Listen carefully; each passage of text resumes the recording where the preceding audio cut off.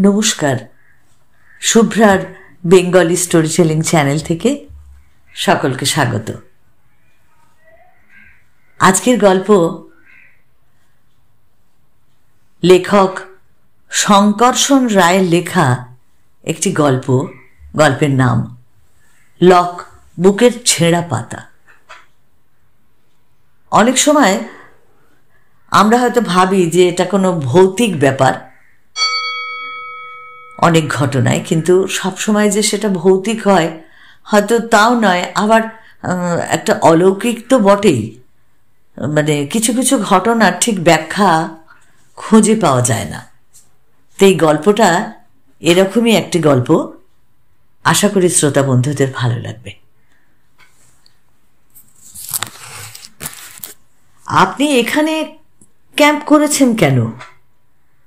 আমার তাঁবুর সামনে এসে দাঁড়িয়েছিলেন একজন মাঝ বয়সী ভদ্রলোক। তিনি প্রশ্ন করলেন, এই অঞ্চলে ক্যাম্প করার মতো জায়গা না আমি এর থেকে ভালো আর কোথাও খুঁজে পাইনি। আমি জবাব দিলাম, নির্জন ফাঁকা জায়গা, কাছাকাছি কেউ কোথাও নেই। জায়গাটা কেন নির্জন? আরে বোঝার চেষ্টা করুন। এখানে একটা কয়লা খনি ছিল, নাম পোড়াডিহি কলিয়ারি। বছরখানেক আগে এই খনির মধ্যে বিস্ফোরণ হয়েছিল। বিস্ফোরণের সঙ্গে সঙ্গে খনিটা পুরো জলে ডুবে যায়, আর খনির মধ্যে যারা কাজ করছিল তারা সকলেই মারা পড়ে। স্বাভাবিক, তারপর থেকে কলিয়ারি বন্ধ হয়ে যায়। কলিয়ারির সকলেই এখান থেকে চলেও যায়। আপনি এই পরিত্যক্ত এই কলিয়ারির পাশে এই মাঠের মধ্যে ক্যাম্প করেছেন। আরে তাতে কি হয়েছে, আমি জানতে পারি কি? আরে মৃতদের সঙ্গে সহাবস্থান করছেন আপনি। খনির মধ্যে যারা মরেছে তাদের একজনেরও কিন্তু মৃতদেহ উদ্ধার করা সম্ভব হয়নি। ও ঠিক আছে, মরা মানুষকে আমি ভয় পাই না। খনি নিরাপত্তা বিভাগের যিনি ডিরেক্টর হরি সিং কিন্তু পান। এই দুর্ঘটনার তদন্তের কাজে এসেছেন তিনি, অথচ এখানে ক্যাম্প করে থাকছেন না। খনির মধ্যে যারা মারা পড়েছে তাদের মধ্যে বিশেষ একজন সম্বন্ধে তার একটা অস্বস্তি আছে। কে সে? এই খনিরই ম্যানেজার সুমন্ত মিত্র। হরি সিং তাদের তদন্তের ফলে এই সিদ্ধান্ত এসেছেন যে খনির মধ্যে দুর্ঘটনার জন্য সেই বোধহয় দায়ী। খনির মধ্যে দাহ্য বিস্ফোরক মিথেন গ্যাস জমে আছে জেনেও নাকি সে খনিটাকে চালু রেখেছিল। হরি সিং তার রিপোর্টে একথা লিখেই কিন্তু ভয় পেতে শুরু করেছেন। তার আশঙ্কা, হয়তো সুমন্ত বেরিয়ে এসে বুঝতেই পারছে হরি সিংয়ের মতো একজন বিজ্ঞানী আরে ভূতে ভয় পান। মৃদুমন্দ হাসতে হাসতে আমি বললাম, আমার সেসব ভয় নেই। হরি সিংকে গিয়ে বলুন যে ভূত থাকলেও তার কিছু করার ক্ষমতা আছে বলে আমার তো মনে হয় না। কিন্তু সিংজি এ জাতীয় সিদ্ধান্তে এলেন কি করে আমার খুব জানতে ইচ্ছা করছে। কারণ বিস্ফোরক গ্যাসে ভরা খনিতে জেনে শুনে কাজ চালানো তো সুমন্তবাবুর পক্ষে আত্মঘাতী হওয়ার সামিল। তার মানে কি এই যে সুমন্তবাবু আত্মঘাতী হতে চেয়েছিলেন? হয়তো তাই, পৌর ভদ্রলোক গম্ভীর মুখে বললেন। শুনেছি টাকা পয়সা টানাটানিও চলছিল তার। ক্ষতিপূরণ বাবদ স্ত্রীকে মোটা অঙ্কের টাকা পাইয়ে দিতেও চেয়েছিল সুমন্ত। কিন্তু হরি সিংয়ের এই রিপোর্টের দরুন সুমন্তর স্ত্রী ক্ষতিপূরণ হিসাবে 1 পয়সা পাবে কিনা সেটাই সন্দেহ। খুবই দুঃখের কথা। অবশ্যই কিন্তু যাক সে কথা, চলুন গৌরাঙ্গীর ডাকবাংলোতে আমাদের গিয়ে থাকবেন।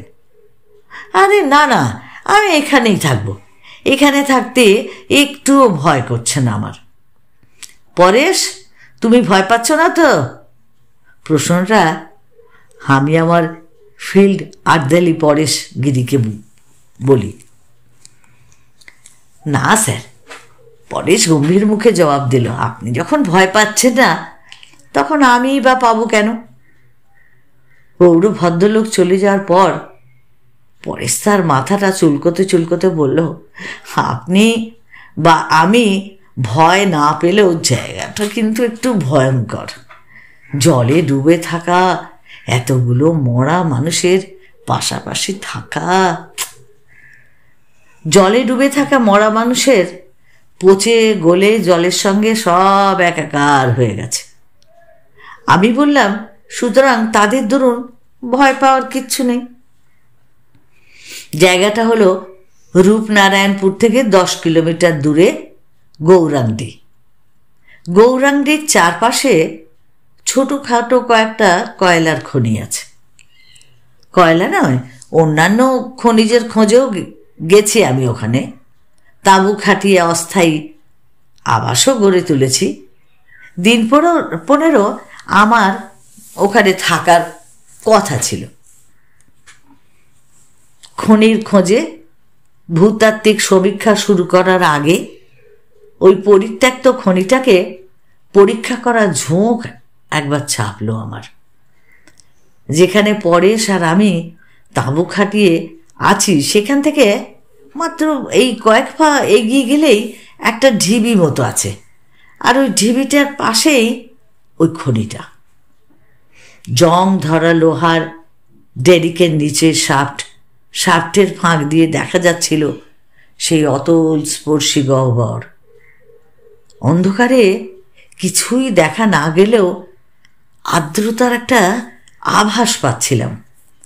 বুঝতে পারছিলাম যে খনির ভেতরকার সুড়ঙ্গগুলোতে কিন্তু সব জলে ভরে গেছে। ওখানে খানিকক্ষণ দাঁড়িয়ে থাকার পর একটা যেন একটা অস্বস্তি বোধ করতে লাগলাম। নিঃশ্বাসের কষ্টও হতে থাকে।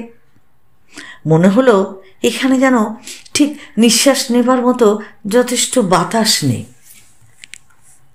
বা হাওয়াটাও নেই। স্পষ্ট বুঝতে পারি যে খনির মধ্যে জল ছাড়া আছে বিষাক্ত বাতাস। সরে আসি ওখান থেকে তাড়াতাড়ি।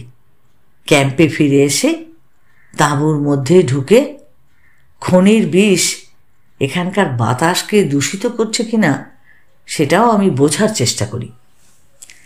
কয়লা খনির বিষাক্ত গ্যাস গন্ধ বর্ণহীন, কাজেই বাতাসে তার অস্তিত্ব আছে কি নেই সেটা আমাদের শরীরের ওপরে তার প্রতিক্রিয়া দিয়েই কিন্তু আমরা বুঝতে পারব। খানিকক্ষণ তাঁবুর মধ্যে বসে থেকে জোরে জোরে নিঃশ্বাস নিই। কোনো রকম অস্বাচ্ছন্দ্য বোধ অবশ্য করি না, নিঃশ্বাস নিতে কষ্টও হচ্ছে না। কাজেই স্বস্তির নিঃশ্বাস ফেলে এই সিদ্ধান্তে আসি যে খনির বিষাক্ত গ্যাস ওই খনির মধ্যেই সীমাবদ্ধ আছে। ক্রমশ সন্ধে ঘনিয়ে আসে। রাত বাড়ার সঙ্গে সঙ্গে অন্ধকারও যেন আরো গাঢ় হয়ে ওঠে। রাত্রে আমাকে খাবার পরিবেশন করতে করতে পরেশ বলল, বাবা কি সাংঘাতিক অন্ধকার। কৃষ্ণপক্ষের রাত, অন্ধকার তো হবেই, আমি বললাম। কিন্তু এত অন্ধকার আর বাবা কোথাও হতে দেখিনি। যত অন্ধকার হওয়া উচিত তার থেকে বেশি অন্ধকার যেন আকাশ থেকে নেমে এসেছে। আরে দূর, কি সব যা তা বলছো, তা ঠিক নেই।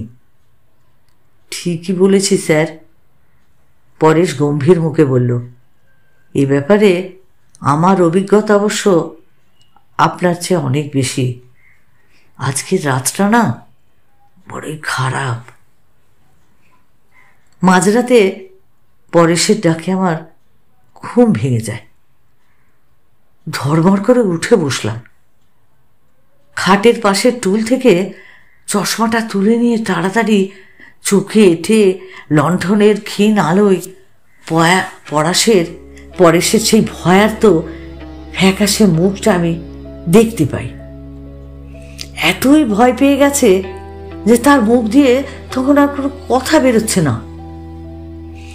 আমি উঠে দাঁড়িয়ে পরেশের কাঁধে হাত রেখে তাকে একটা ঝাঁকুনি দিতে দিতে বললাম, আরে হেই, কি ব্যাপার পরেশ, কি হয়েছে তোমার? সে এসেছে, কম্পিত স্বরে পরেশ বলল। আরে কে? যার জন্য আরো অন্ধকার আকাশ থেকে নেমে এলো? আরে কি সব যা তা বলছো, তা ঠিক নেই।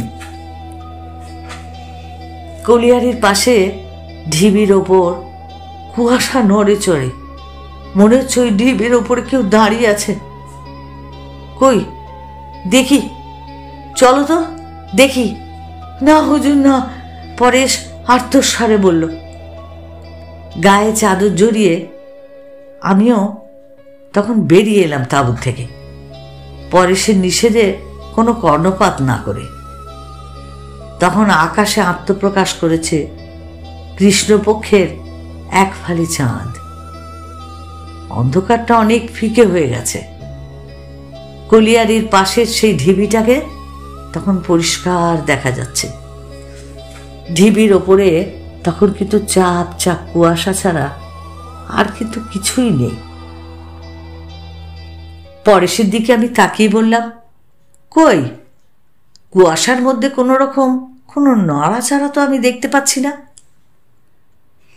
এখন দেখতে পাচ্ছেন না, পরেশ বলল, কিন্তু একটু আগে কিন্তু আমি দেখেছিলাম।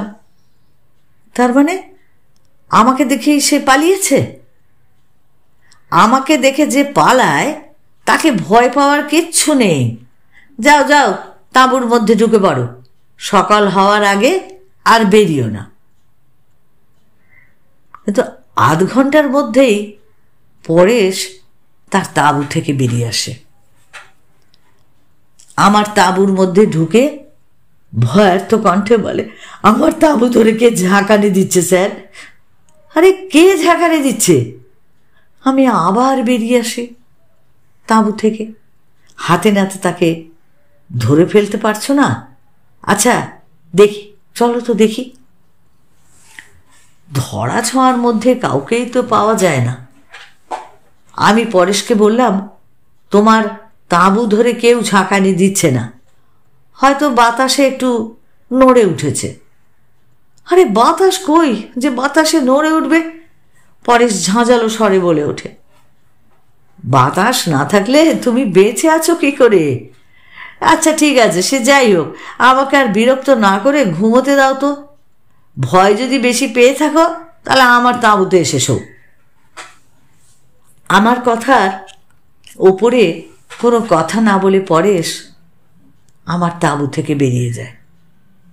সে আর ফিরে এলো না দেখে আমার মনে হলো হয়তো সে আর ভয় পাচ্ছে না, কিংবা তাঁবুতে ঝাঁকানি দেওয়া বন্ধ হয়ে গেছে।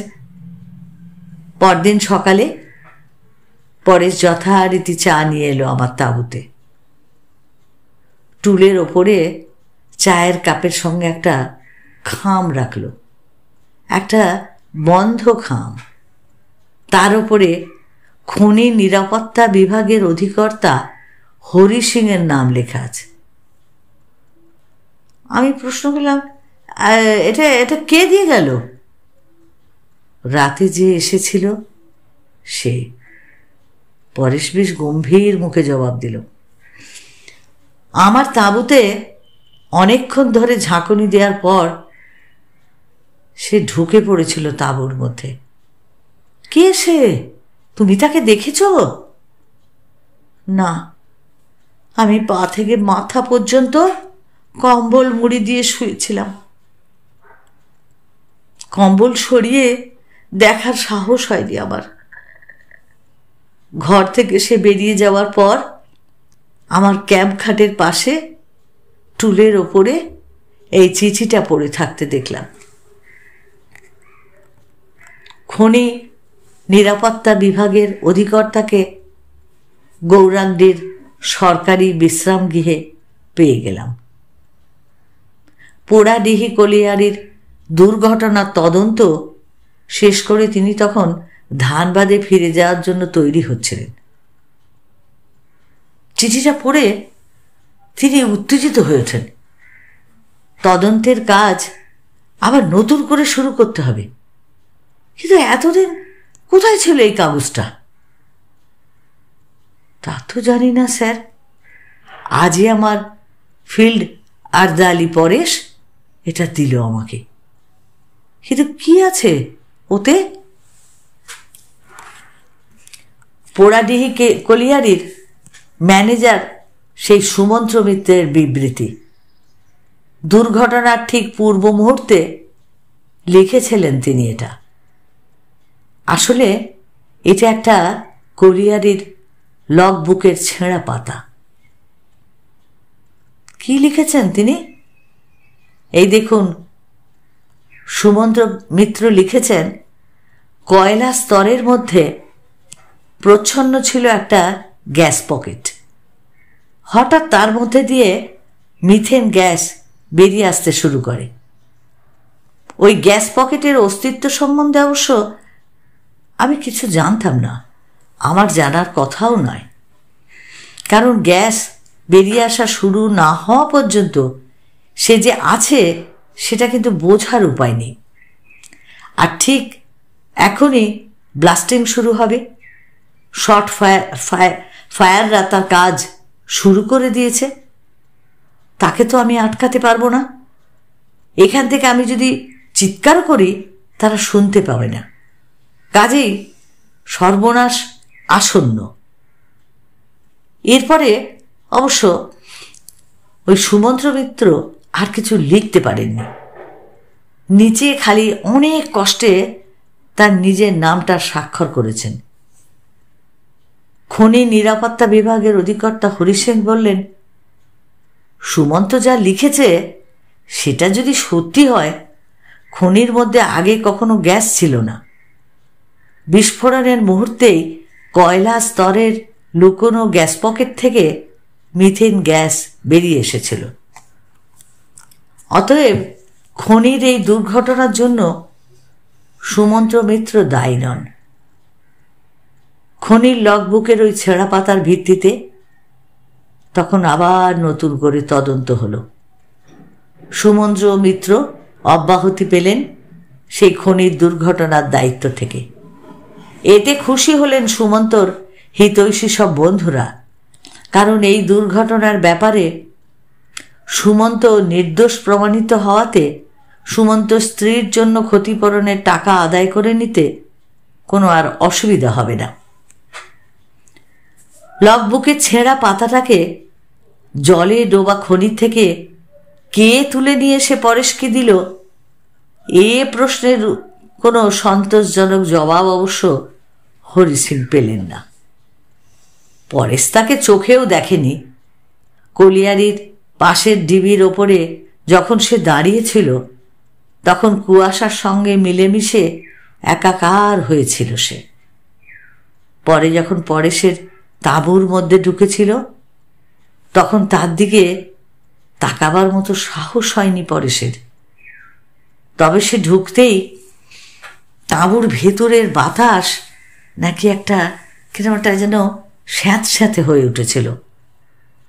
পরেশের ধারণা যে সে বোধহয় ওই জলের মধ্যে থেকেই উঠে এসেছিল।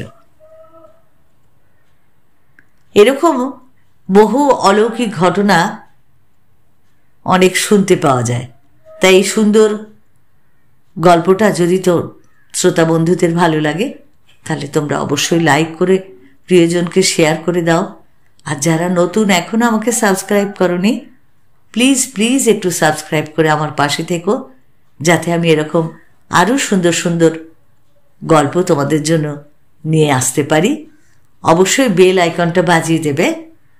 আর যে বন্ধুরা আমাকে পাশে থেকে পথ চলতে সাহায্য করছো তাদেরকেও আমার অসংখ্য ধন্যবাদ। অপেক্ষায় থেকো আমার পরবর্তী গল্পের জন্য।